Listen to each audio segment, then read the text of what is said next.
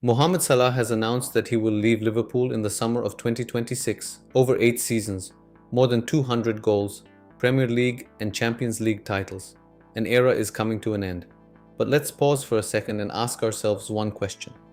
A question that very few people ask. What if Salah had never joined Liverpool at all? This isn't fantasy. This transfer could genuinely have never happened. And today we'll explore an alternative history. What would have become of Liverpool without Salah? And what would have become of Salah himself without Liverpool? Let's go back to the summer of 2017. Jürgen Klopp is rebuilding Liverpool. He needs a fast, technical winger who can score. And you know who his first choice was? Not Salah. Klopp wanted to sign Julian Brandt from Bayer Leverkusen, a young German he knew very well from the Bundesliga. Brandt, talented, creative, with an excellent passing range. Klopp saw him fitting into his system and trusted his gut instinct. But Liverpool's analytics department thought otherwise. Michael Edwards' people, the club's sporting director, kept pointing to a different candidate time and again, Mohamed Salah. The numbers, the data, the models, everything pointed in favor of the Egyptian. His speed, his off-the-ball movement, his goal-scoring record at Roma. The analysts were convinced that Salah was the perfect fit for Klopp's system. They insisted, and ultimately, they convinced the manager. But even after that, the deal nearly fell through. Roma demanded £37 million, and at the time that figure seemed far too high. Seriously, this was a player Chelsea had sent out on loan as a failed signing, who had passed through Fiorentina and Roma. Yes, he was good at Roma, 15 goals in Serie A, but 37 million for a guy with that kind of history? Many felt Liverpool were overpaying. Now that sounds like a joke, because then the first season began. 44 goals in all competitions, a Premier League record, 32 goals in a 38-match season.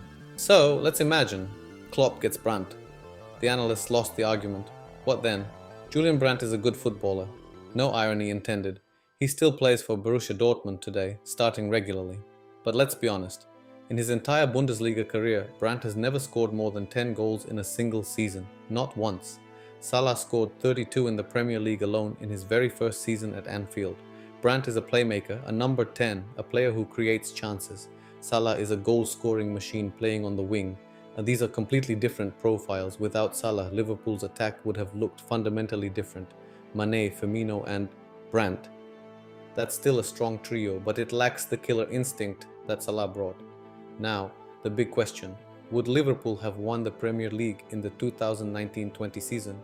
Let me remind you, that season, Liverpool earned 99 points. They lost just one match all season. Salah scored 19 goals. Without those goals, without that consistency, I doubt it. Guardiola's Manchester City were too strong to beat them without your top scorer. Most likely, Liverpool without Salah is a team that's consistently in the top 4, that competes for titles but falls just short. Something like Pochettino-era Tottenham. Beautiful football, but no Premier League trophies. But here's what's interesting. Liverpool might still have won the 2019 Champions League. Why? Because in the semi-final against Barcelona and in the final against Tottenham, the main hero wasn't Salah. The main hero was Divock Origi. 2 goals in the semi-final, a goal in the final. That was Origi. Yes, Salah also scored in the final from the penalty spot, but we're talking about an alternative history where another player capable of converting a penalty could have been in his place. The 2019 Champions League is a story of collective spirit, of a comeback. And now let's look at the other side of the coin. What would have become of Salah himself? If Liverpool hadn't come calling, Salah would most likely have stayed in Serie A. He spent a year and a half at Fiorentina, then 2 seasons at Roma, and he was improving with each passing year. Italian clubs valued him. Inter, Juventus, Roma itself could have kept him. A move within Italian football was the most logical scenario. But here's the thing, Italian football is an entirely different philosophy. Serie A is a league where managers think first and foremost about defense, compact blocks, low tempo, tactical discipline.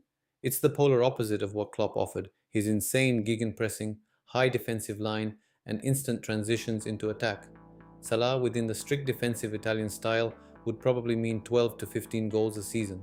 A solid winger, one of the leaders of the attack, but not a phenomenon. Not the kind of player the whole world talks about. In Klopp's rock and roll football, Salah was given complete freedom to run, to take risks, to shoot. In Italy, he would have been boxed into tactical constraints. He certainly wouldn't have been a Ballon d'Or contender. In 2018, Salah finished third in the voting, behind only Modric and Ronaldo. In Serie A, he wouldn't have come anywhere near that level of recognition. he most likely wouldn't have become African Player of the Year. He won that title twice, in 2017 and 2018, riding the wave of his extraordinary seasons at Liverpool. And most importantly, Salah wouldn't have become the icon he is today. He became a symbol for the entire Arab world, for Africa, for Muslim fans around the globe. In Liverpool, they even sang, "If he scores another few, then I'll be Muslim too." That cultural phenomenon simply wouldn't have existed. Ultimately, Salah and Liverpool are one of those perfect matches in football that happen once in a generation. The analysts saw what even the manager couldn't see. The club trusted the data and got a legend. The player found a club that unlocked his potential to the fullest. The club found a player who brought it back to the top. Without Salah, Liverpool are a very good team. With Salah, a great one. Without Liverpool, Salah is a very good player. At Liverpool, he became a legend, but now a new chapter begins. Salah has announced that he will leave in the summer of 2026. He'll be 34 years old. Where will he go next? Saudi Arabia? Enormous money and superstar status in the Arab world await him there. MLS? A quiet harbor to wind down his career? Or maybe he'll return to Egypt to finish the journey where it all began?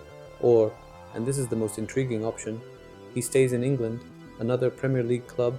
It's hard to imagine Salah in another English club's shirt, but we've seen stranger things in football.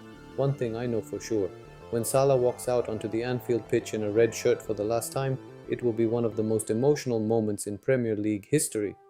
Write in the comments, where do you think Salah will go? And was he the best transfer in Liverpool's history? I personally think so, but I want to hear your opinion. Subscribe to the channel, hit the like button, and see you in the next video.